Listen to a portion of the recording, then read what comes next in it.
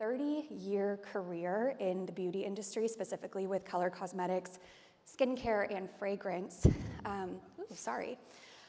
She was with Charlotte Tilbury when they were really they still are very much having a moment, but when that brand was in its scale-up phase, and that's really kind of been the theme of her career, is leading these beauty brands through their scale-up phase.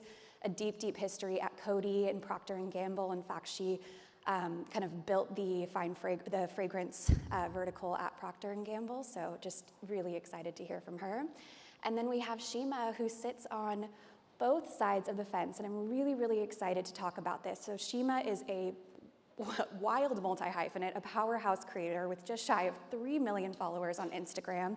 She's on YouTube. She has a best-selling book in Farsi, and she was also one of the top creators to watch. So really, really excited to talk to all of you guys.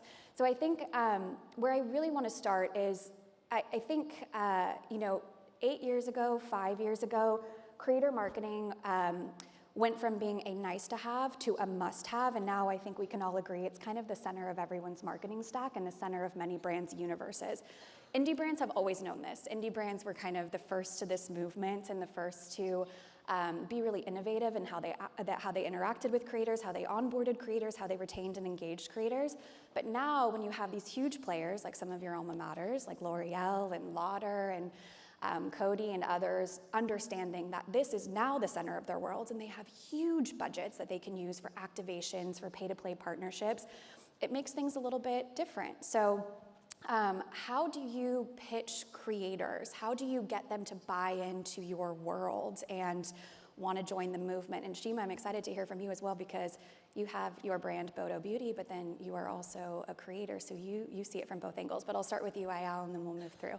Well, thank you. First of all, I just want to start by, we have some allies here in the house, so I want to say huge shout out to my team here that is front row. So you're doing the magic, I'm just sharing your story. So for allies, so first of all, we are a founder-led brand. And I think that when you're pitching to influencers, especially as an indie brand, the story is everything. Your story and your star product that you want to really hook them in the beginning of the partnership.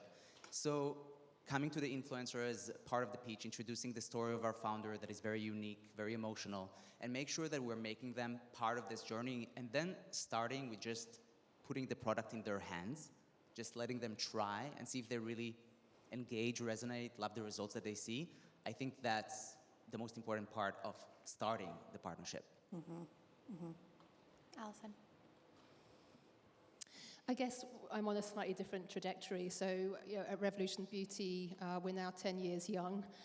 It was a brand that was born on social. I reflect, we were talking earlier on actually, over a very long 30-year career. You think about community and you think about connection.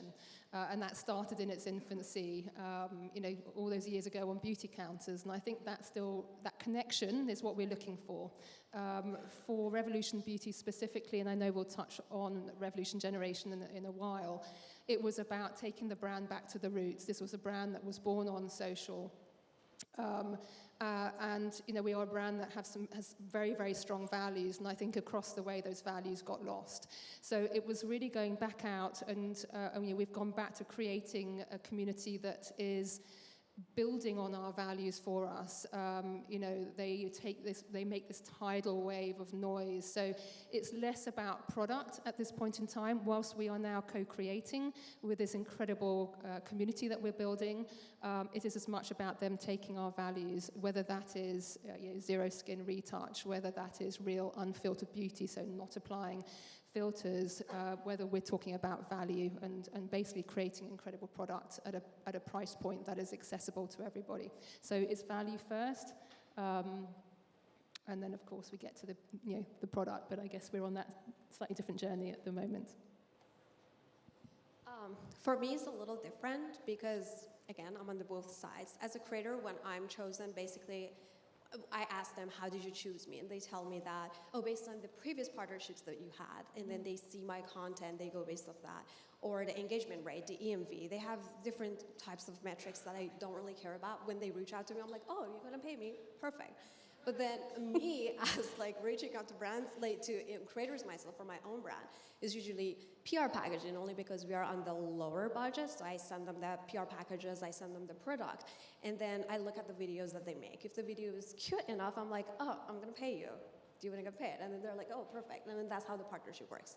And I feel like it's on a smaller scale compared to like how I work as a creator, because I work with like bigger brands, and usually it's them reaching out to me.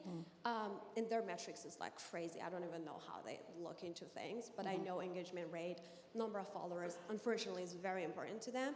But they create this resume for each creator, and they're like, oh, this creator has worked with this brand.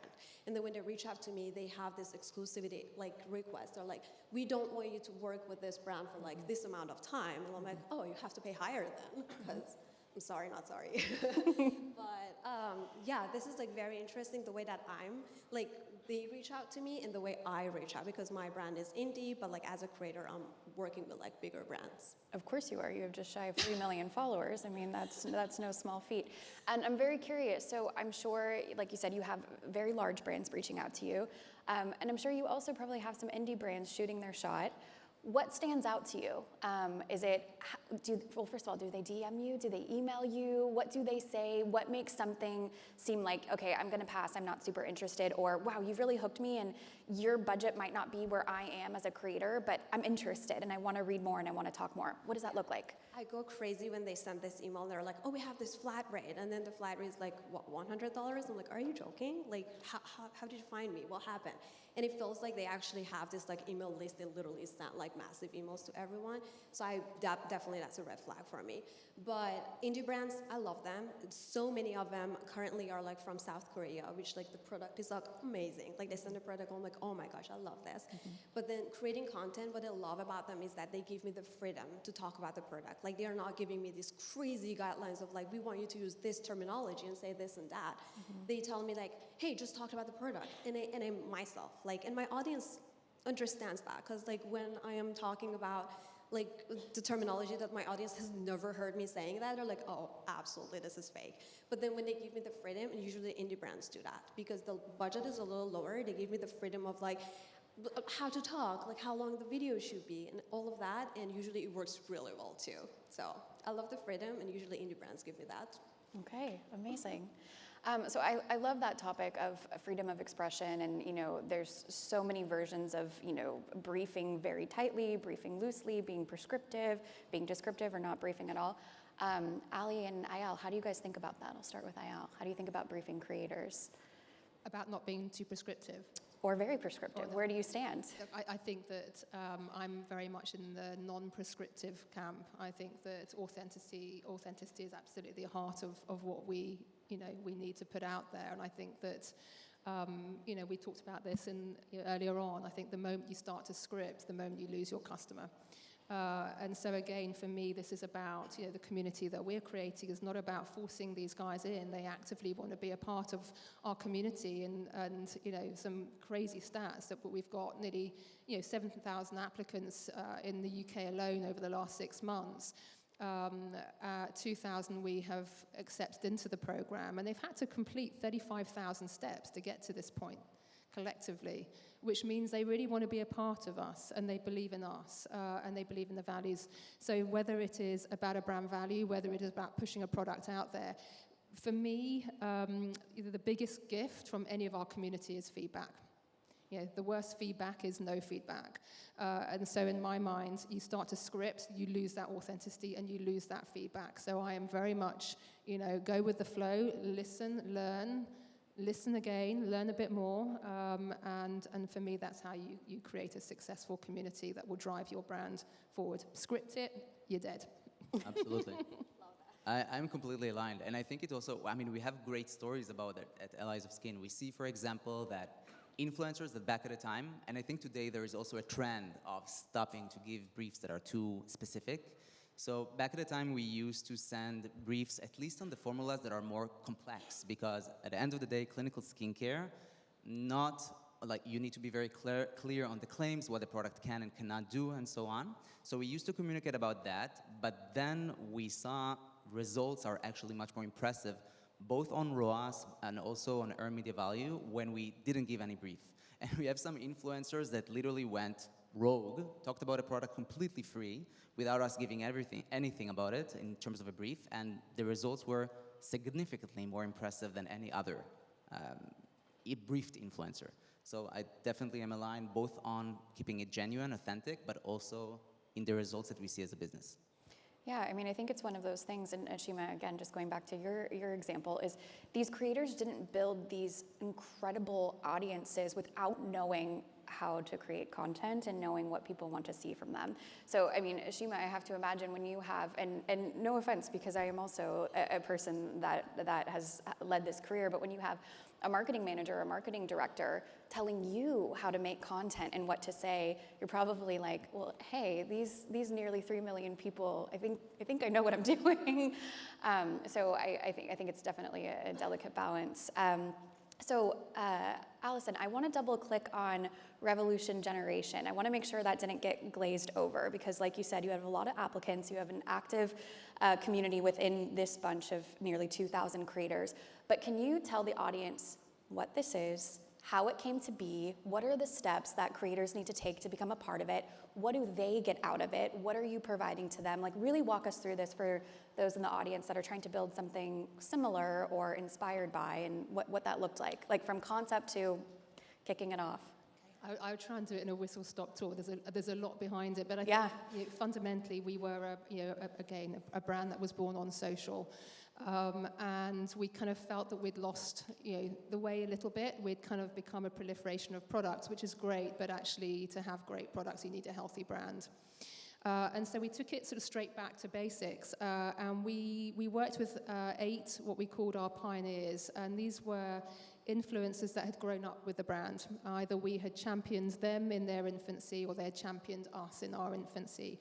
And so we wanted to kind of go back to the basics of what we stand for.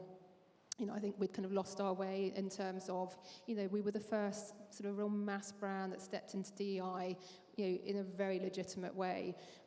We believe that, we want real, authentic beauty. We want a community that echoes that message, that we don't retouch skin, that we don't apply filters to our content, that we want to expose incredible products to everyone, regardless of purse size.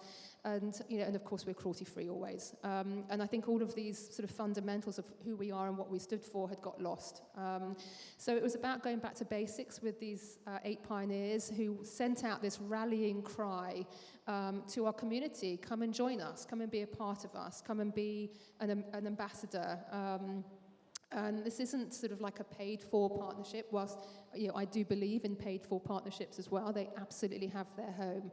This was about, as I say, creating a wave, a tidal wave of a community that wanted to co-create with us. So, we're now using this community of 2,000 to test concepts before we even get to the shelf. A year ago, we launched Skin Silk. We knew we had 20 great shades. We knew we needed 20 great, even better shades. So we worked with our community to get, the first 20 were on us, the next 20 were on them, basically. So we created the next wave of shades to make sure that we are, again, launching well and launching thoughtfully, and we're not just putting stuff out there. And so, we've now got this incredible community of nearly 2,000. They have a combined reach of almost 40 million. They have created in the last 6 months over 7,000 pieces of content for us with a reach of 16 million. They are paid for by product. They literally want to co-create or receive our product. The brief is very simple. There is no brief. It's talk authentically and talk, good or bad. And they also have an affiliate link, so they can actually earn an income stream off of this. But that we continue to see that is so secondary, and I think, I think it's also, our commitment to them is that we will take them on their journey, their content creator journey. So as long as they had to be 18, they had to have more than 1,000 followers, they had to believe in our values, they couldn't apply filters. And if they were happy to take all the steps, they would join. And yeah, I think the biggest thing about any community, and there's always a lot of talk about community in this business, you've got to walk the talk. Yeah, everyone talks about community, but community is a two-way dialogue. And so we're trying not to expand too quickly because we need to talk to these 2,000 people. We need to hear their feedback. We need to champion them. Some of them are absolutely in their kind of content creation infancy. So our commitment to them is that we will also coach them through their journey. Doesn't mean they can't talk about other brands. You know, they can be agnostic. And so, yeah, this is just the UK at this point. We're about to launch in the US, and we will continue to roll out across the world. But I think that pretty much captures it. It's a very loyal. The best example I can give, and then I will shut up. I'm hot off the press of having had eye surgery, and I've had to lie prone for the last 3 weeks. So I've never done more social scraping in the last 3 weeks. My team can vouch for that. We've just got a big launch underway at the moment, and every single piece of content that has been dropped in the last 2 weeks around our new mascara has come from our community. Every single one. So to be able to say that we've got a major launch off the ground, tapping into a community, I have not paid one single dime. I've paid postage, package, and product, and that is it. And yeah, I mean, it feels a great place for the brand to be in. Okay, so unfortunately, I'm not going to let you stop talking because I have 2 follow-up questions. Okay, so the first is this active community of 2,000 people. The question I get all the time is, what does that look like staffing internally? So how is that team structured? How many people do you have on this? It's horribly tight right now. I have the most incredible team. I've got 3 of them sitting in the audience today, and this is honestly, I hate to say it, this is weekend work, it is evening work, it is breakfast work. We know that we are expanding so quickly that we need to put community managers in place because, as I say, this conversation is so important, and there's no point in building a community if you're losing them as quickly as you are gaining. And so we worked with Duel as a platform. They have been amazing, but honestly, it is born from passion and a whole lot of heart and a lot of guts from my team right now. Understood. And then the last follow-up question I have on Revolution Generation is, how often are you touching these people? How often are you interacting with them, giving them something to talk about, sending them product? What does that look like? I mean, literally, it is pretty much every day. We are, we can segment this group now, so we can segment by age group. We can look at, whether they have a bit more of a steer towards complexion or mascara. Right now we are test bedding actually what the next major mascara needs to look like. So we're writing concepts, we're testing brushes, and we're sending this out to our group. So, it could be that it's finished product landing on their doorstep. It could be half-finished product. It could be product that they're co-creating. It could be as simple as a written concept. It could be just finessing the copy to make sure that we're landing the message right. So, yeah, I mean, honestly, we're touching them every day. We're thanking them every day. We've got an event. We've got a big launch event happening tomorrow. We've got some of our RevGen joining us. And then later in the month, we've got an event especially for some of our RevGeners. And we will create pockets of events across the country just to keep thanking them and just keep connecting, creating that connection that I talked to. Mm-hmm. A theme I want to touch on that Alison talked about, Ayal and Shima, is this bridge between product development, launching new products and formulas, and then the closeness to the community. So I'll start with you, and then Shima, I'll go to you. But I love that you're in charge of both marketing and product development. So for me, I spent the first 12 years of my career on the brand side in marketing. Now I run an agency that helps with creator marketing. And the number one thing I see when it comes to being really close with your community, retaining them and engaging them, and success in this world is listening to them when it comes to your product development pipeline.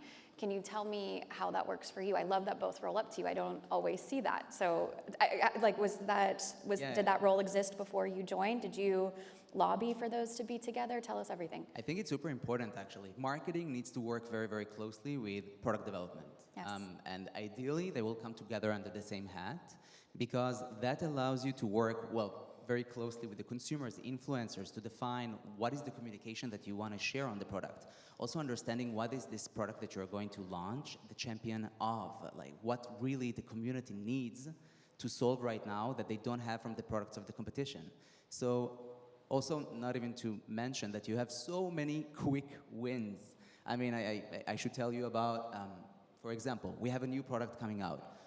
Myself and the team is not necessarily the best target audience for this specific product. Obviously, we're going to the influencers, to the community, to our consumers, and by us starting the conversation with them, obviously later on when we are launching, they will feel much more committed to this product that is now outside in the market. Also, as you shared, Ali, about sharing with them the concept, sharing with them the name that we want, the unique selling proposition, what are the claims that we are thinking about. We can see how does it resonate. So I definitely agree with you, this is so important, and to keep this relationship. Also, it's so much relationship driven, this whole industry, I mean, working with the community and so on. So it definitely builds something in the long term that we see then benefit the brand when we are launching the product. So, yeah. And then Shima, amazing again that you sit on both sides, but I would imagine that the content that does the best, the types of product that gets your community the most excited, is likely inspiration for Bodo Beauty. Can you talk to us about how those two things play and staying close to the community on both sides for what to develop? It's really hard to just put them both in, like, telling you how it is because they're completely different. Like, when I work with brands, like, usually they reach out to me and they send the product that's not launched, and then they send it for me to test.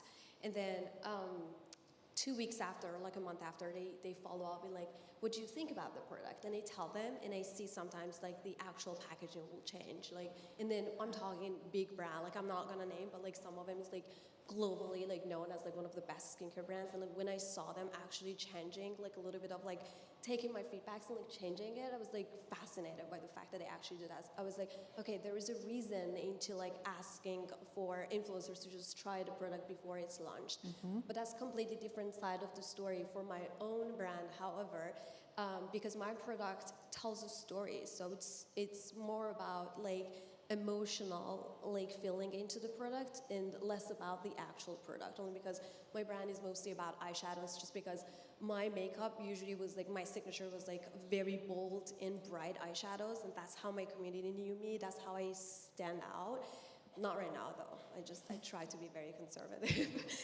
But usually it's like very bold, and then because of that I started as like eyeshadow palettes, very bold colors, to just like help women to just step out of their comfort zone. And because of that, each product has a different story. And then most of the people who are buying my product and like they post about it are telling me that they basically like relate with the story even more than the product. So it's a complete different category. So I don't really go with like, oh, it's going to be launched, and then only because they know me and then they like me, I guess.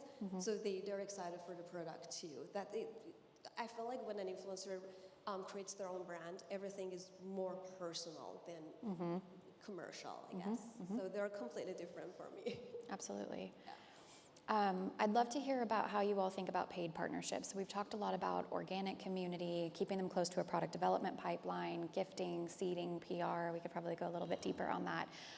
But I've heard all of you touch on paid partnerships in some capacity. How do you think about budget for paid partnerships? Like you don't maybe have to disclose what % of your marketing budget, but how do you justify the expenditure? Yeah, you could if you'd like. How do you justify the expenditure? What are the KPIs you put behind it when you decide to pay a creator? What does that look like? Ayel. Well, that's such a great question. I'm the first one to answer, okay, but I'm actually curious to see also with others. Well, this is super, super important part of the marketing budget, to be completely honest. I think that at the end of the day, it's a partnership. And I know we can talk about the importance of organic relationship and everything, but at the end of the day, there is an expectation that they value the brand, we value the influencer, we want to keep this relationship going. That's also, at the end of the day, her work. And we value that. And we want to make sure that it's a win-win, and she's being paid for the work she or he, they're being paid for the work that they're doing, talking about the brand and so on. We also make sure that there is a specific budget that is allocated for that in a way that we know is very ROI driven. We know that we can measure the results. We are measuring, I can say that it's the way that we perceive it in the company, it's literally like performance marketing. It means that we are measuring ROAS, we are measuring cost of acquisition, we are really going into the nitty-gritty of the number to make sure that there is an efficiency rate for what we are doing. While keeping the relationship warm. It's not something that necessarily is revealed to our partners, but it's something that we want internally to see, was the partnership beneficial or not in terms of the business results. Yeah, that's the perception as a company without going too much into the numbers.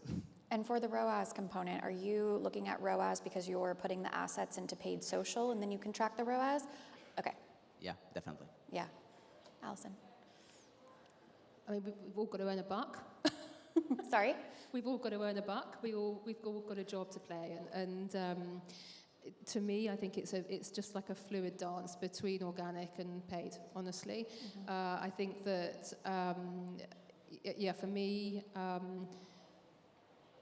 the two are very intertwined. You know, there's content creation, which is creating beautiful content, and then there's influencing. And I think they both have a very powerful role to play. I mean, going back to the very basics of how many times does a customer have to see or interact with a product before they kind of go through all the kind of stages of consideration to purchase, it means that we have to be pulling on all of those levers, and one shouldn't necessarily overtake on the other. I think they need to ebb and flow, and you find that balance. Again, I think it depends on where you are on the infancy of your journey as a brand. You know, you need some powerful voices, and I think where you haven't got a founder in the brand, often that's where you can turn to some really strong paid partnerships. But I think exactly how you've said, underscoring partnerships. This is somebody who aligns with who you are as a brand, the products you're putting out, the service you're creating, and that is fundamental. So we are simply, you know, using the community that these experts, you know, it's a hard-fought community that they've created, and so, you know, it's a bit like buying into a database, isn't it? You just need to make sure that you're working with the right partner whose community is connected to you. So, yeah, for me, it's a non-negotiable part of the plan. And yeah, we always look with excitement. It's the perfect balance between organic and paid. I would agree. I think that's the biggest mistake I see in 2025 with brands, is thinking that it can be done all organically with a very little reliance on paid, and that's just not the media landscape we live in any longer. A really quick follow-up question to that is, how do you think about kind of always-on evergreen paid partnerships versus campaign and new launch space? What is that balance for you, Ayel? Okay, I love this question because we are huge believers in taking the partnership and trying to go as far as we can in terms of annual partnerships and always on. But we also, of course, have a dedicated portion for campaigns. I can say that we are usually starting a partnership at the beginning to see how does it work in terms of the KPIs that I just shared, if it's paid. And then if we see that it's really beneficial, both on the earned media value, the ROAS, the cost of acquisition, if it all works very well for us, then we will take it on the always-on annual partnership with a long-term contract. And then it's where we really see the results come in and really the commitment. And I see you are already nodding like this, because that's where you really see a partnership, and it just works beautifully for us. For me, I think always on, look, it all depends a little bit again where you are in your brand journey and the budget that you have, but I can't help but feel when there isn't an always on, the stop-start, it gets more and more painful each time you try and ramp up. And so, you know, we have an always-on strategy, very much that's now built into who we are, what we do, and also a cluster of product icons, where actually if you just keep the focus on, you know, drip feed, drip feed, drip feed, these are, you know, universal products. They don't take too much consideration, but they are, you know, the best in their category. An always-on strategy there, just, you know, it keeps you kind of like, you know, mid-funnel, lower funnel the whole time, rather than constantly having to start from scratch. So, yeah, for me, if you've got money, I think an always-on approach is a good one. And Shima, if you had to choose, what kind of campaign would you want to be a part of? Always on evergreen or campaign specific? Tell us your your I preference? love working with brands that I've already used their products and they reach out to me because I use their products. I love when the conversation starts with like, oh, we've been seeing you using this, because I do that. Like, honestly, like most of the love that I give to brands is not paid. And only because I don't directly talk about products, that's like the way that my content is, because I tell stories when I put the product on, so I don't really need to talk about it. But they use them like constantly, and they see that. It's like there, they see like me tagging them, and they reach out saying that, oh, we see you using that, so we would love to work with you. And usually the first partnership is very short, like 1 month to 3 months. But then after that, it keeps renewing. They keep like either like going with a longer term or just keep renewing it, and like the love to that brand for me just grows, and then the money as well. So that's very important. All right, well, we'll end it there. Thank you so much for joining us, and have a great day. Thank you.